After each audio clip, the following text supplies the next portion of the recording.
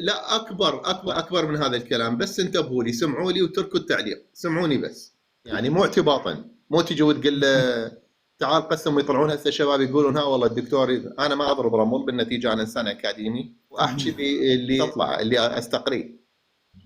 اذا اطلعتوا على اتفاقيه المستثمر السعودي اللي على اساس تستثمر باديه السماوه، الامر كثير اخطر مما تتصورون يا شباب. الشروط قاعد عليها وشفت كل بنودها، توقف شعر الراس يعني البنود اللي بيها. بند اللي حاطينه هم ما اعرف يعني، والله اللي وافق على هذا خيانه، اقسم بالله اكبر خيانه، خائن اكبر والله. خيانه. احد الشروط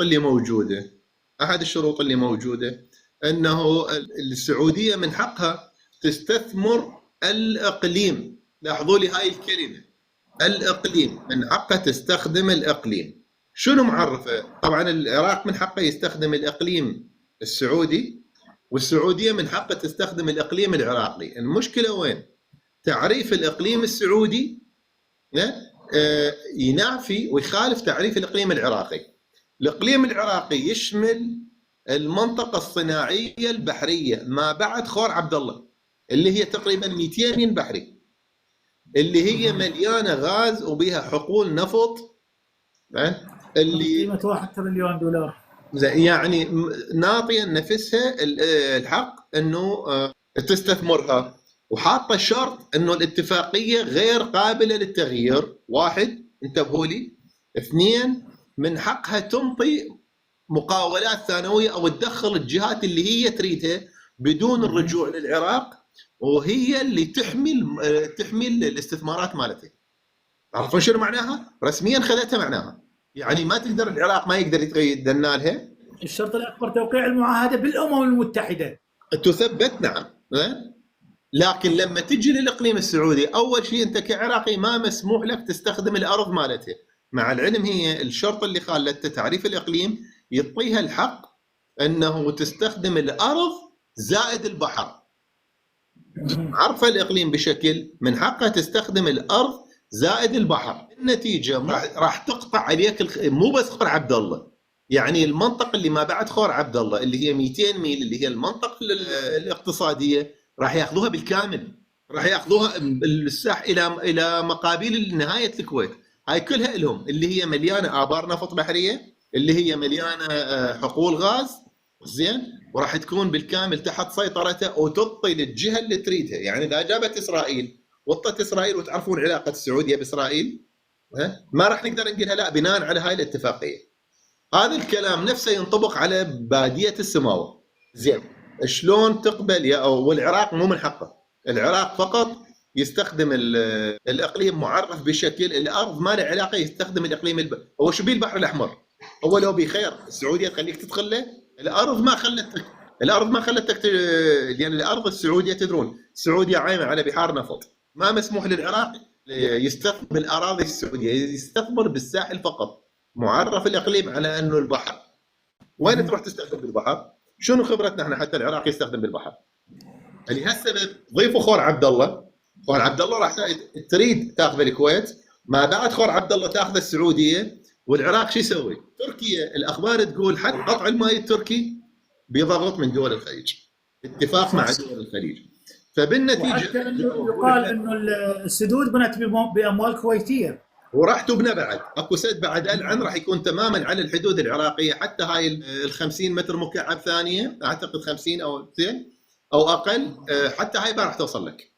فبالنتيجه احنا الان الضغوط على مود التنازل عن خور عبد الله، كل هاي الضغوط. لا العن خور عبد الله طلعت، يعني قلت لك يجي عليه حتى اذا ردنا ناخذه، اذا نطيناهم اسهل وحده بيهم. نعم، يطلع اسهل وحده بيهم. زين. ايه. جيت البارحه مطول انا عن انبوب العراق عقبه، البصره عقبه، جيت فيه مطول البارحه اكثر من ساعه، وشفتوا شنو خطورته وشلون راح يربط اقتصاد العراق باسرائيل مباشر.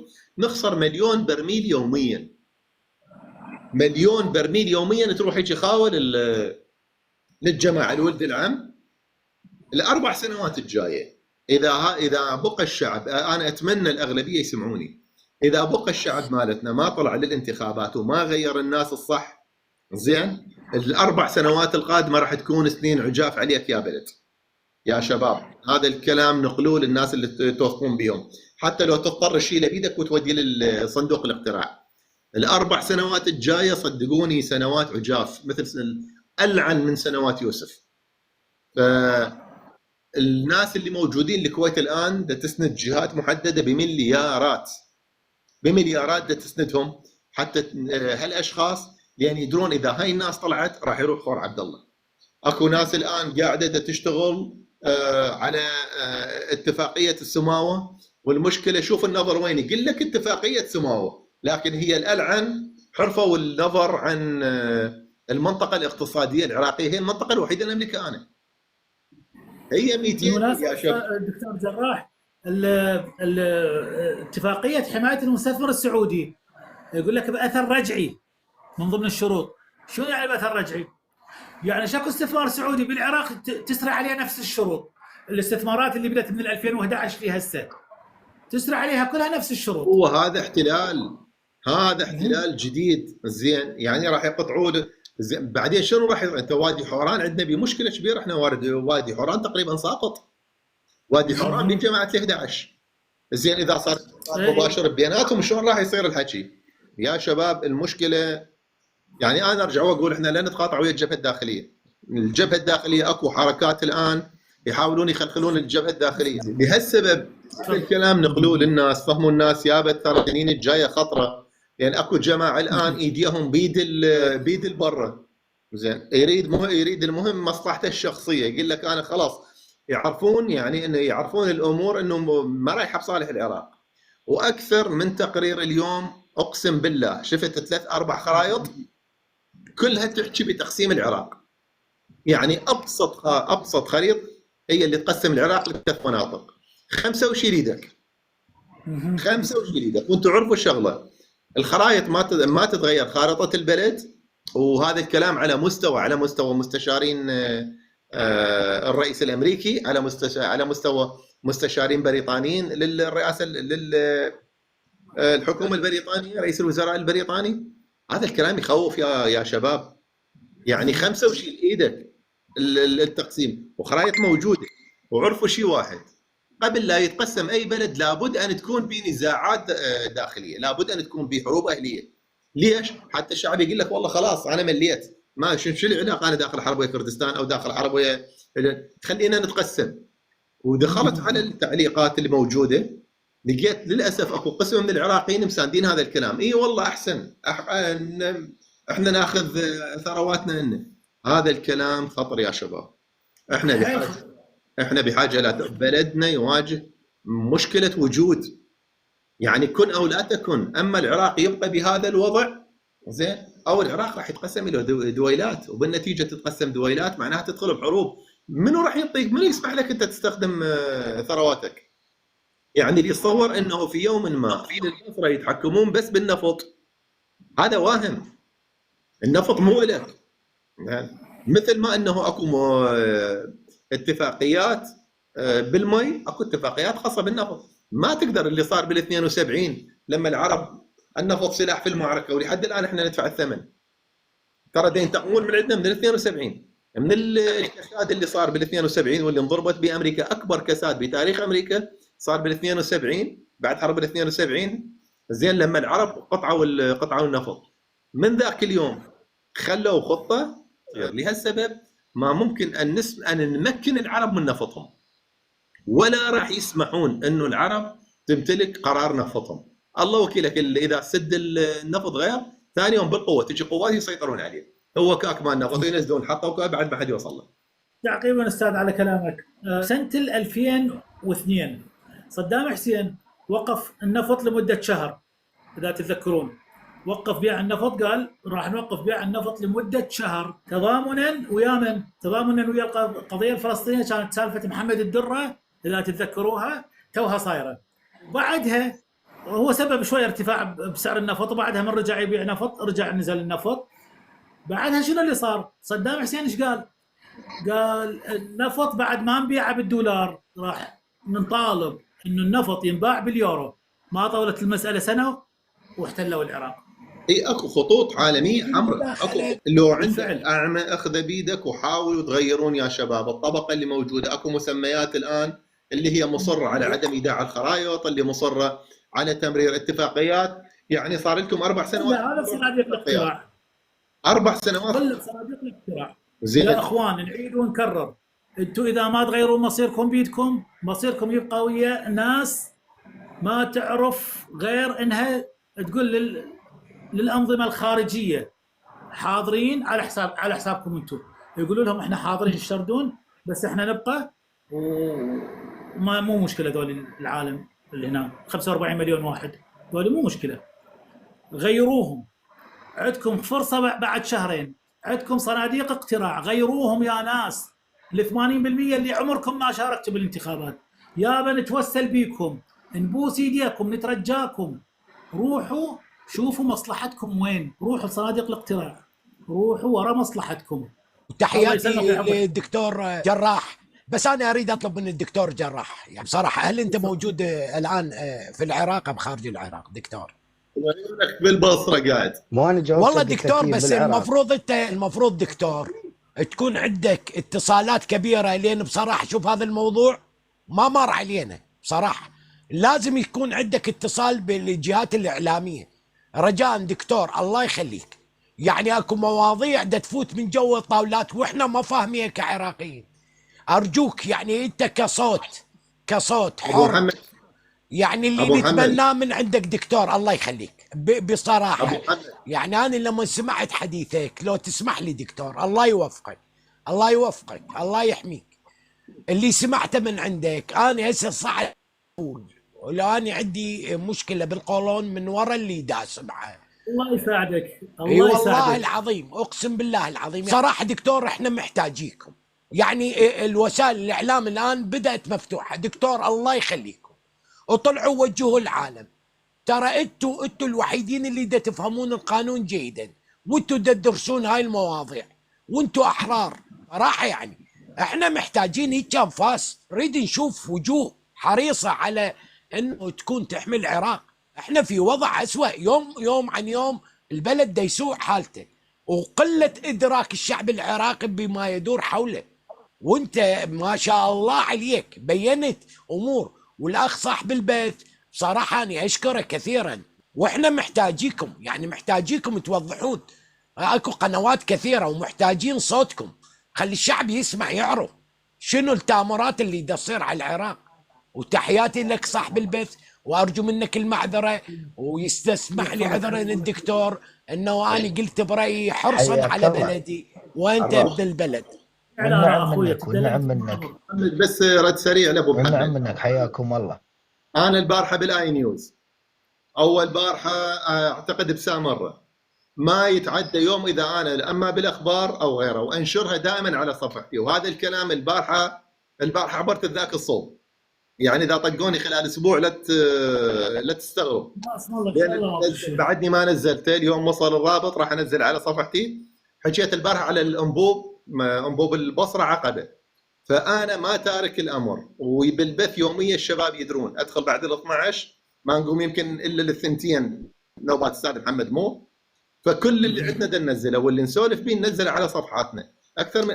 بالمناسبه انا لا مرشح ولا منتمي الى كتله، لكن انا دكتور عامر احترمه جدا، الرجل صاحب رؤيه، ودكتور جمال الحلبوسي الرجل صديقي وزين وداعم الى انا، بس اكثر من هذا ماكو.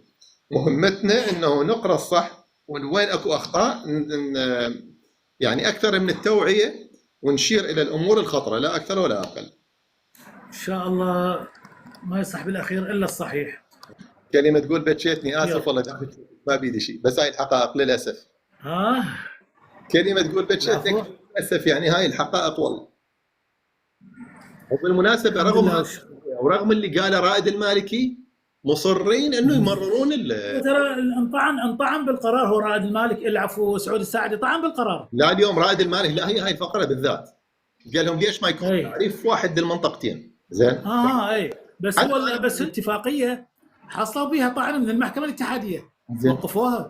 لا اليوم ناقشوها البارحه ناقشوها، يعني رجعوها مره ثانيه. زي ابو سعود الساعدي حصل بها طعن. مصرين انه يرجعوها، مصرين يرجعوها. والله يا انت تريد تطي باديه السماء واحنا ما قابلين عليه، تطي المنطقه الاقتصاديه، ايش تسوي لنا؟ يفهمون احنا يعني شنو يعني؟ خاف ذول مو من عندنا، خاف مأجرينهم من السعوديه وحدا يحكمونا، لو من الكويت مأجرينهم ودا يحكمونا. المليارات حلوه، طعم المليارات حلوه، بس مو لهالدرجه. يعني اذا مو لهالدرجه، هاي كارثه. اذا اكو شعب ساكت كارثه. لهالدرجه ولهالدرجه، اذا اكو شعب ساكت ودا تشوف انت ما لا تستغرب باكر عقبال يلمونا ذبونا بالسجن بحجه اي حجه، تعال اثبت.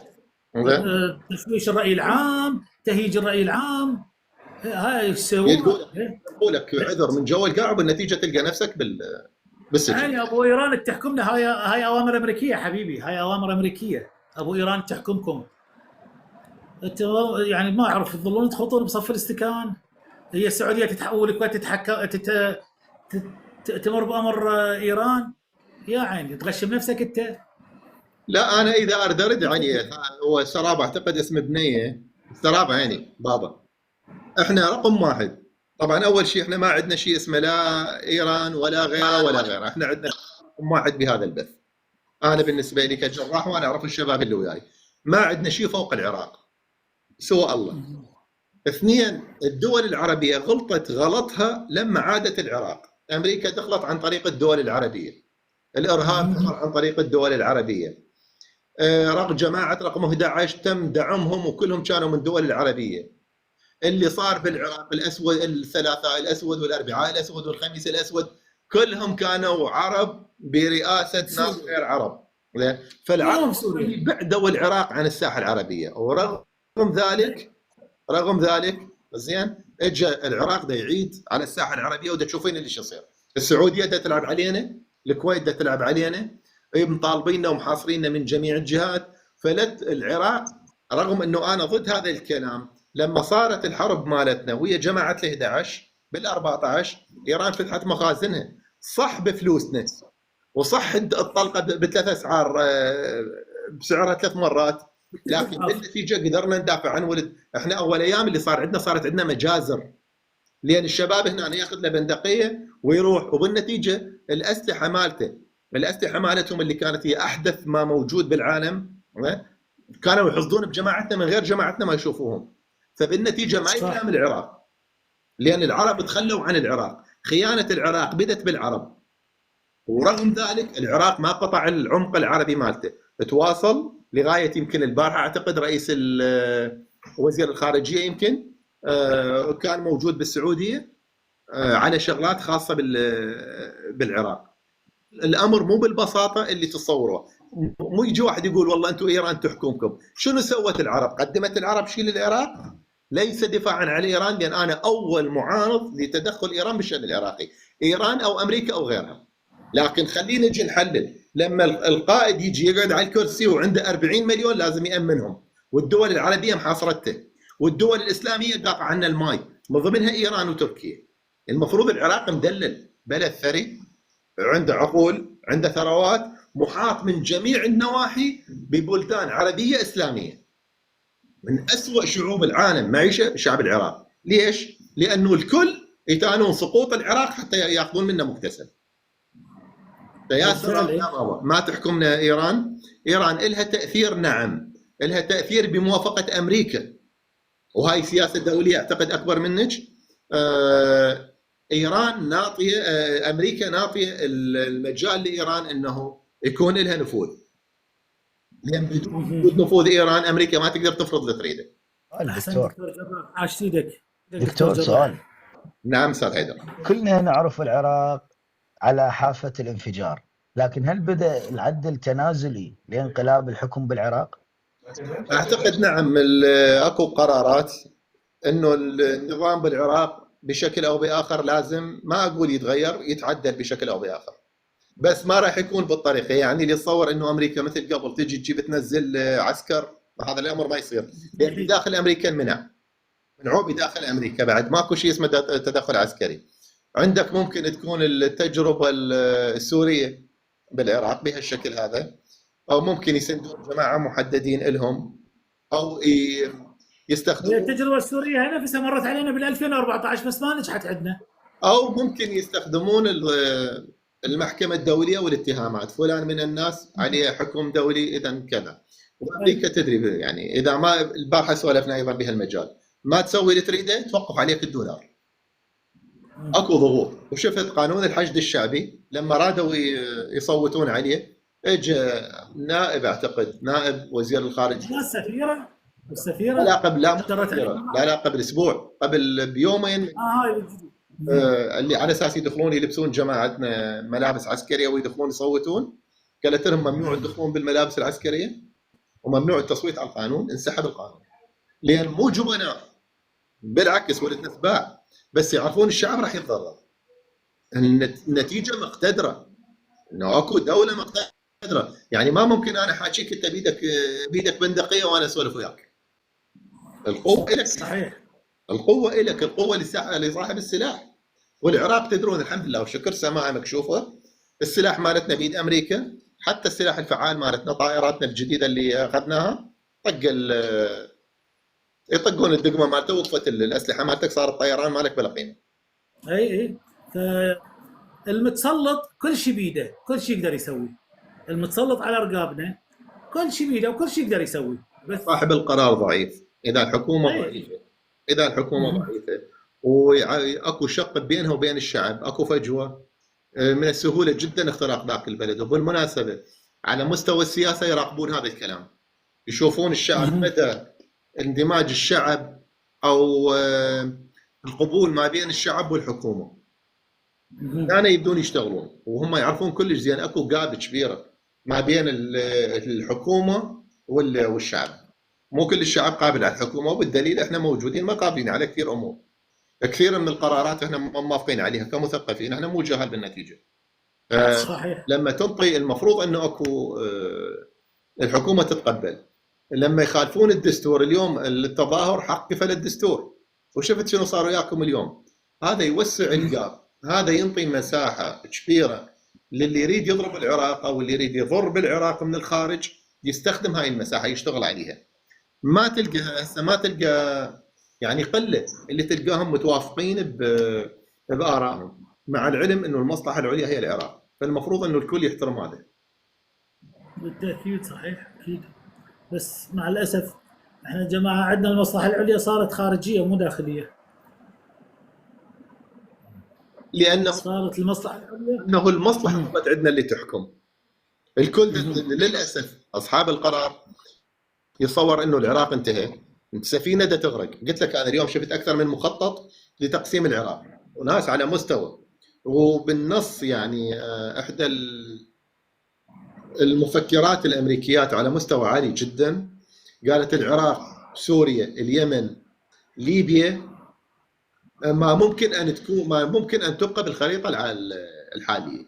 يرحم والديكم طلعوا انتخبوا، يرحم والديكم ترى فلان من الناس مشتري له الكويت نعطيته كذا مليار على مود يشتري بطاقات، قال لهم اعطوني وما لكم علاقه بالباقي. ومسوين مجاميع حرميه، كل واحد جا حاط لكم بطاقات، طلعوا انتخبوا غيروا يا معودين زين بهالشكل، والا جايتكم سنين سوداء. هسه اذا عندك ماي مالح وماي مو زين، ترى الاربع سنين الجايه هذا الماي راح تتحسر عليه. الله وكيلك، مثل الصحراء زين، بالشهر تسبح مره يقننوا لك السباحه، ينزلوا لك اياها بالله. فالامر متروك للشعب، يعني اكثر من هذا ما نقدر نقول. قبل لا نروح لوقت تتاخر استاذ محمد بالثنتين الا 10، الناس اللي قاعده الان ينتظرون دا يصرفوا، اكو دول دا تصرف مليارات حتى كم شخص موجودين يبقون ينجحون بالانتخابات، ورا ما ينجحون بالانتخابات راح يدفعون فلوس على مود يشترون مناصب مؤثره، وهاي المناصب المؤثره راح يبيعون خور عبد الله، وراح يعطون الاستثمار السعودي، وراح يمشون انبوب النفط زين، وبالنتيجه هم راح يتللون بالمليارات ويتركون العراق بلد خراب. اكثر من هذا ما نقدر نقول. هاي الناس لازم ما تصعد، هاي الناس لازم تروح، لازم تصعد مثل الدكتور عامر، لازم تصعد مثل فلان، لازم اكو اشراف هوايه مرشحين، صعدوا الناس اللي ما تدفع فلوس وتشتري بطايق، اقلها يقدرون يوقفون بوجه ذاك من كل واحد سوى له كتله. يعني اول بارحه هو ما حد يعرفه، قبل 3 سنوات ما حد يعرفه، الان مدير كتله وكذا من اللي يدفع كذا مليون لكل شخص بالاسمه، 5 ملايين ما ادري ايش قد لكل مرشح، وكل واحد حاط 400 مرشح بالقائمه مالته، ويدفع هالقد مليون 50 مليون ما ادري ايش قد حتى يسجل القائمه مالته بالمفوضيه، وتلحقها دعايه وتلحقها مصاريف. هذا الكلام لازم يتوقف يا شعبنا، وبالنتيجه انت ترجع، لا ترجع تقول ايران، ولا ترجع تقول تركيا، ولا ترجع تقول تركيا ما تعطيك ماي لان ما لقت عندك كبير، ما لقت عندك كبير. ايران قاطع عنك الماي لان ما لقت واحد يقعد قدامها ويقول انا حقوقي وين؟ حقوقي المائيه، اقيم عليه ايش دعوه؟ زين، امنع تجاره الحدود اللي هي 150 مليون دولار يوميا، 16 مليار بيني وبين تركيا، اوقفهن. النفر اللي يروح مني اي دوله تحجز نفر من عندي، اشيل اذبه جوا، اشيل واحد من عنده، انطيني هذا وتعال اخذي هذا، طز بالعلاقات اللي قائمه. بالنتيجه هاي الناس ما يفكرون كدوله، يفكرون كافراد. انا ما اريد ازعل فلان من عندي حتى اذا مستقبلا اذا احتاجيته، ما اريد ازعل فلان لان ضامن فلوسي عنده، ما اريد ازعل ابو تركيا لان انا مشتري قصر عنده واذا طلعت من العراق راح البد عنده. خاف يصير عليه انقلاب بالعراق، فلان من الناس خاف امريكا تلزمني، ابو السعودي علاقته قويه بامريكا، حتى اروح لابو السعوديه يخابر لي على ابو امريكا ما يسجنني. ترى هاي حساباتهم تافهه جدا. هنا يجي دورنا انه نثقف. يابا ترى عامر عبد الجبار يختلف عن الناس اللي تعرفها، ما يعجبك لا تنتخبه، اذا لقيت احسن من عامر عبد الجبار روح انتخبه، لكن لا تبقى قاعد ببيتكم.